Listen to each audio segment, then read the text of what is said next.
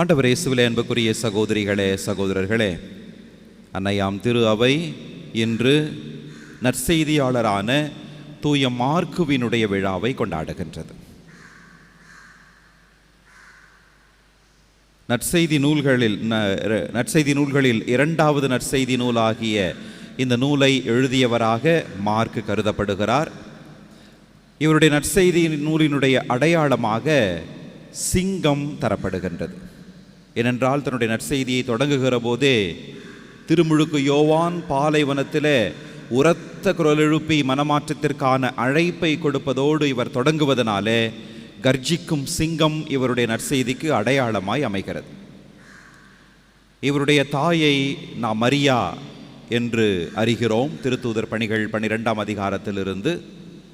மேலும் பாரம்பரிய கருத்துப்படி ஆண்டவர் இயேசு கடைசி ராவுணவை தயாரிப்பதற்காக 2 சீடர்களை அனுப்புகிற போது அவர் குறித்து காட்டுகின்ற தண்ணீர் குடம் எடுத்து கொண்டு ஒரு மனிதன் செல்லுவான், அவன் பின்னாலே நீங்கள் போங்கள், அந்த மனிதன் காட்டுகிற அந்த இடத்துல எனக்காக ஏற்பாடு செய்யுங்கள் என்று சொல்லப்படுகின்ற அந்த தண்ணீர் குடம் சுமந்து செல்லுகின்ற மனிதர் இந்த ஜான் மார்க்குவாக இருக்கலாம் என்று கருதப்படுகிறது. மேலும் அவருடைய வீட்டினுடைய மாடி அறையில்தான் ஆண்டவர் தன்னுடைய கடைசி ரா உணவை கொண்டாடினார் என்பது இன்னொரு பாரம்பரிய கருத்து.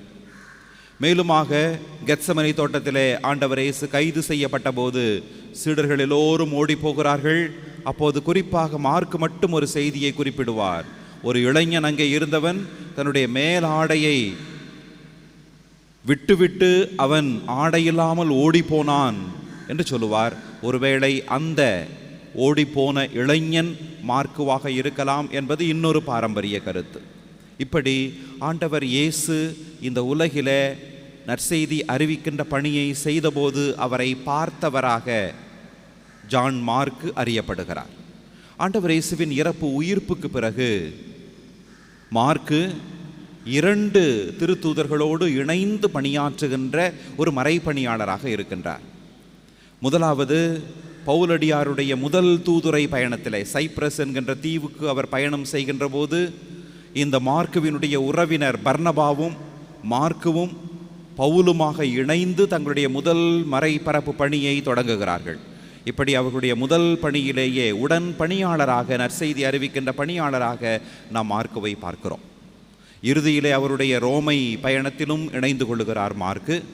அதை கடந்து திருத்துதரான பேதுருவினுடைய மொழிபெயர்ப்பாளராக இவர் செயல்படுகிறார்.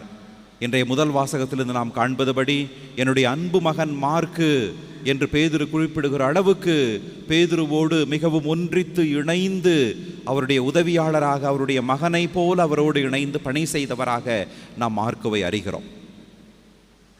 பேதுருவினுடைய மறை சாட்சியத்துக்கு பிறகு இவர் அலெக்சாந்திரியா நகருக்கு செல்கிறார். எகிப்து நாட்டில் இருக்கிற அலெக்சாந்திரியா நகருக்கு சென்று அங்கே நற்செய்தியை அறிவிக்கின்றார். தல திருச்சபையை உருவாக்குகின்றார். இறுதியிலே 68வது ஆண்டிலே ஏப்ரல் 24வது நாள் இவர் கழுத்திலே ஒரு கல் ஒன்று கட்டப்பட்டு அந்த நகர் தெருக்கள் முழுக்க அவர் இழுத்து செல்லப்பட்டு அவர் அங்கே மறைசாட்சியாக மரித்தார். அடுத்த நாள் கல்லறையில் அடக்கம் செய்யப்பட்டார்.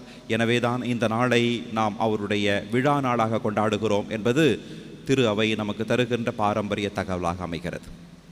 இவருடைய வாழ்வும் இவர் எழுதிய நற்செய்தியும் மிக அற்புதமான கருத்துக்களை நமக்கு சொல்லுகின்றன.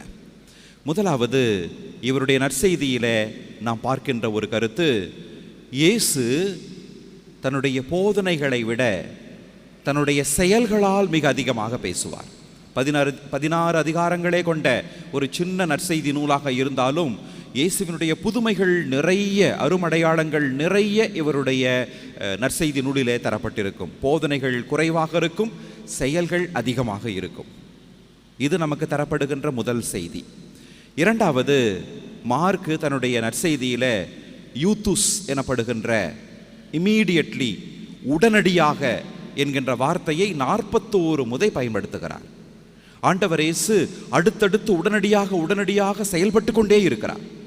சீடர்களும் அடுத்தடுத்து உடனடியாக செயல்படுகிறார்கள். இப்படி உடனடியாக என்கின்ற வார்த்தை மிக அதிகமாக மார்க்கு பயன்படுத்துகிறார். இந்த 2 செயல்களும் நமக்கு குறித்து காட்டுகின்ற செய்தி, நமது வாழ்விலும் கூட நமது வார்த்தைகளை விட ஆண்டவரை குறித்த நம்முடைய வாழ்க்கை மிக அதிகமாக பேச வேண்டும். வார்த்தையால் ஆண்டவரை எடுத்துரைப்பது மிகச் சுலபமானது. விவிலிய வார்த்தைகளை மனப்பாடம் செய்துவிட்டு எடுத்து சொல்லிவிடலாம். ஆனால் அதைவிட சிறப்பானது நம்முடைய செயல்கள் வழியாக, வாழ்க்கை வழியாக ஆண்டவருக்கு சாட்சிகளாக வாழுபவர்களாக நாம் அழைக்கப்படுகிறோம். அதைத்தான் மார்க்கு தன்னுடைய வாழ்க்கையிலும் கொண்டிருந்தார்.